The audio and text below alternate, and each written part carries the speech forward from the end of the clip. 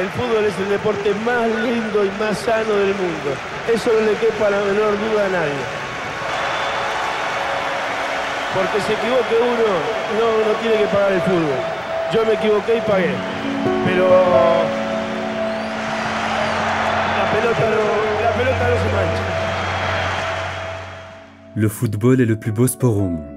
Comme Maradona en 2001, nous sommes nombreux à le penser, à aimer les émotions qu'il procure, les débats qu'il entraîne, la passion qu'il déchaîne. 23 ans après ce discours mythique de Diego qui réapparaîtra dans une prochaine vidéo, les choses ont évolué. Les réseaux sociaux, l'arrêt Bosman, la data et beaucoup d'autres éléments font que le foot ne cesse de muer. Pour beaucoup, la pelota du 21e siècle s'est éloignée de ses racines.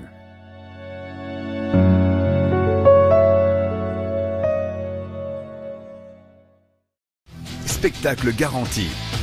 Demi-finale de la Ligue des Champions. Lyon, Bayern Munich.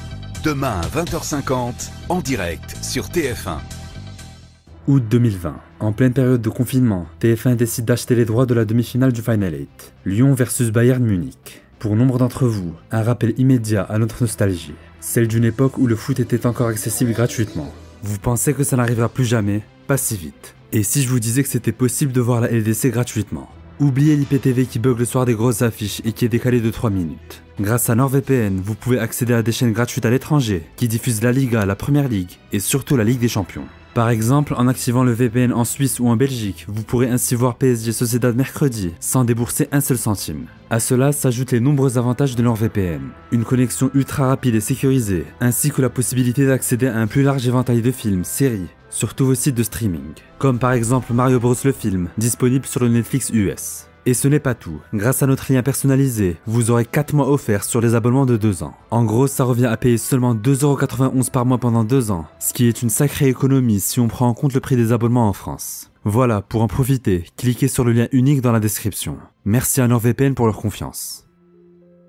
Ceci dit, les droits télé sont extrêmement problématiques. Depuis le début des années 2000, leur montant a quadruplé en Première Ligue, doublé en Ligue 1. Résultat, si vous aimez le foot, vous devez payer de plus en plus cher. En France, pour avoir accès à toutes les rencontres et sans passer par NordVPN, il faut compter dans les 50€ par mois. L'argent est devenu plus crucial que jamais. Si on est pauvre, impossible de suivre le foot. Enfin, surtout de regarder les matchs. Please say si.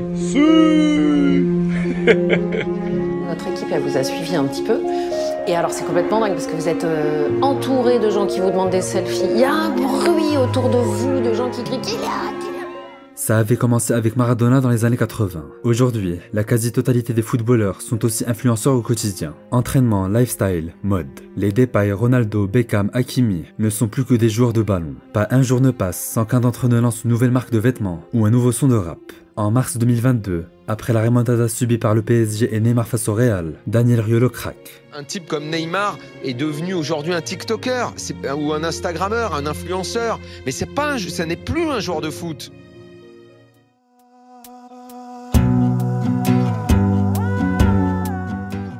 Mais ne soyons pas de mauvaise foi. La médiatisation du foot a aussi entraîné sa relative démocratisation. Il n'a jamais été aussi facile de retrouver le résumé d'un match gratuitement sur internet, de débattre, de revoir les buts de son joueur préféré. Quand on aime le foot, ce luxe n'a pas de prix. Pendant que vos grands-parents suivaient 1 à 2 matchs par semaine, parfois seulement à la radio, on a aujourd'hui accès à la plus grande offre jamais mise en place. Vous avez raté ce ciseau exceptionnel en Moldavie, l'arrêt du siècle au Venezuela, pas de souci. L'image circule si vite qu'elle réapparaîtra spontanément sur votre fil. Les compilations deviennent si virales qu'elles forment la vitrine du sport. Le coup de foudre avec le foot n'a plus toujours lieu devant un match, comme ça a pu être notre cas devant la finale du Mondial 2006, ou pour notre père lors du Brésil-Italie de 70.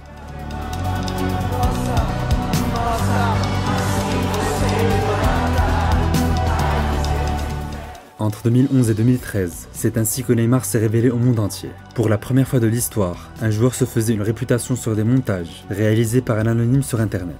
Au rythme de ASC ou Tupego, Ney est devenu une tendance à lui seul. Sans que personne ne se donne le mal d'aller voir les matchs de Santos en D1 brésilienne, toute la planète était déjà convaincue de son talent. Mais ce n'était que le début d'une nouvelle vague controversée.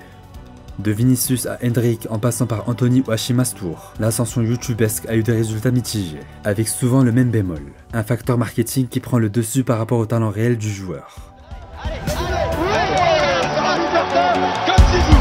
Allez, Marvin Martin comme Zizou. Creo que el fútbol en sí cambió mucho también, la manera de jugar, los sistemas, donde ya de chiquito empiezan a jugar 4-3-3 o ahora se usa mucho la línea de 3 o de 5 atrás y por ahí el número 10 que hablábamos antes, que es muy característico, no entra en ese sistema o es difícil de meterlo.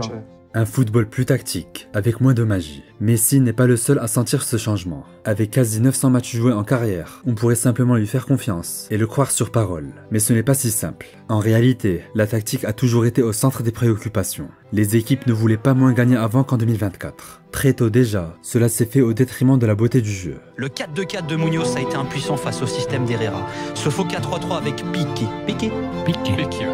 En libéraux fera de l'Inter une équipe de héros, le symbole du succès du fameux Catenaccio. Exemple frappant, le succès du Catenaccio pendant la deuxième moitié du XXe siècle. Basé sur un 3-2-2-3 très défensif avec un libéro derrière l'axe central, ce système a eu un grand succès dès les années 60. Face à Puskás et Di Stefano en finale de LDC 64, le Catenaccio du coach Herrera offre à l'Inter Milan une victoire 3-1. Le lendemain, France Football titre. Les robots d'Herrera chassent le romantisme de Madrid. Penso che ogni allenatore di grande squadra deve avere solo un traguardo, vincere lo scudetto e vincere ogni competizione.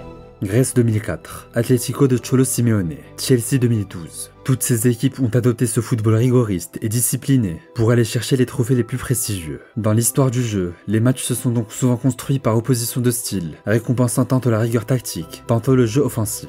C'est justement là que se situe la beauté du foot. Comme l'Ajax de Cruyff, l'AC Milan d'Ancelotti ou le Man City de Guardiola, les coachs et les joueurs les plus talentueux trouveront toujours des solutions pour garantir le spectacle. I think Xavi has conditions to be a very good coach. Plus tactique, probablement pas. Mais le foot est-il devenu plus ennuyant ces dernières années? L'ennui est une notion relative à chacun, mais il surviendrait d'abord à cause de la mauvaise qualité de jeu.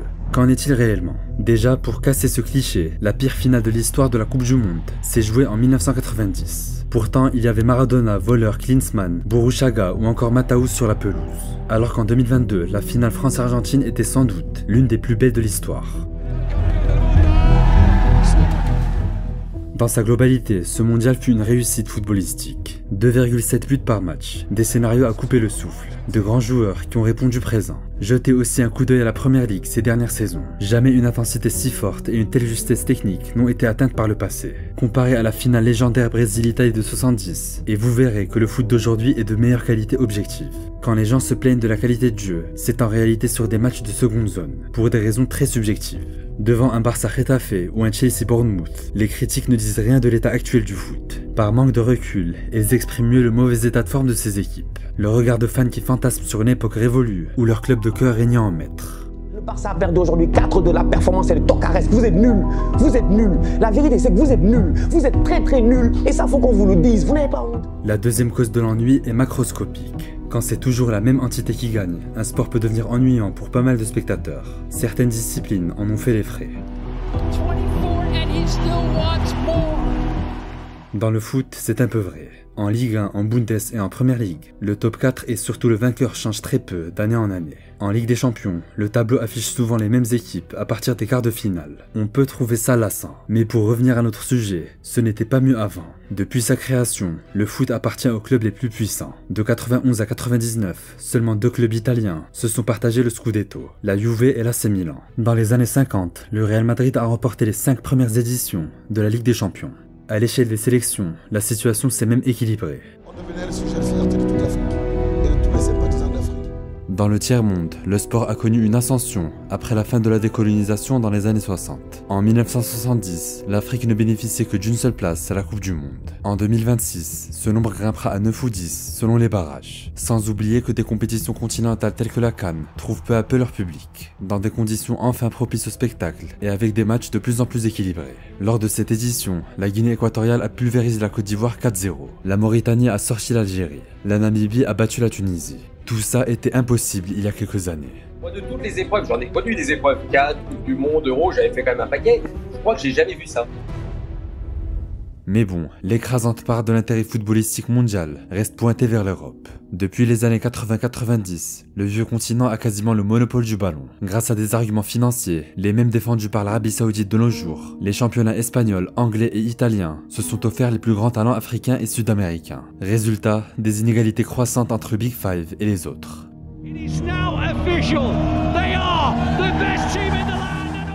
Chaque décembre, la Coupe du Monde des clubs met en scène ces disparités frappantes. D'un côté, c'est beau de voir le Real Madrid, plus grand club au monde, affronter Al Ahly, plus grand club d'Afrique. Mais cette compétition marque davantage les esprits par l'écart entre les équipes qui se font face. À partir de l'année prochaine, le tournoi impliquera 32 équipes et durera un mois. Mais le continent victorieux ne devrait surprendre personne.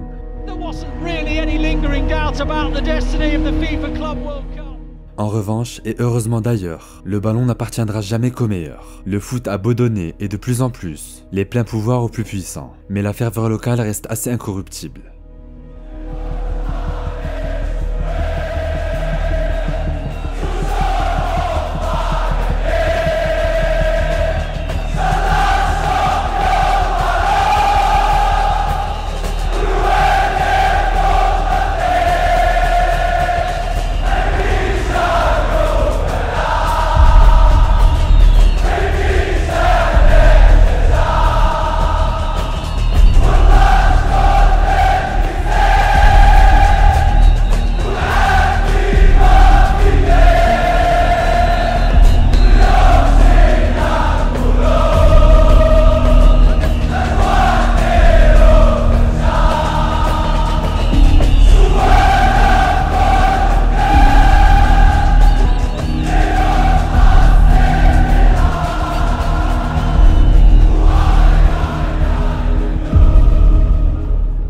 Étant supporter du Wydad de Casablanca depuis notre enfance, jamais nous n'avons recroisé en Europe un tel engouement pour une équipe. Pour le peuple, le foot est une échappatoire dangereuse. Mais dans un stade plein à craquer où la place reste abordable pour les plus pauvres, impossible de rester insensible à l'émotion d'un refrain chanté à l'unisson. Il y avait beaucoup d'autres choses à dire concernant la VAR, les calendriers de matchs, ou même les blessures. Mais on a préféré insister sur les éléments les plus pertinents et pas assez mis en avant. Pour résumer, malgré ses défauts, le foot d'aujourd'hui n'est pas moins appréciable que celui d'hier. Sur le terrain, il offre bien plus de matière à apprécier. En dehors, il continue de subir les effets de jeu de pouvoir et d'argent, qui ne datent vraiment pas d'hier. Mais comme le disait Maradona en début de vidéo, personne ne pourra vraiment salir le plus beau sport au monde.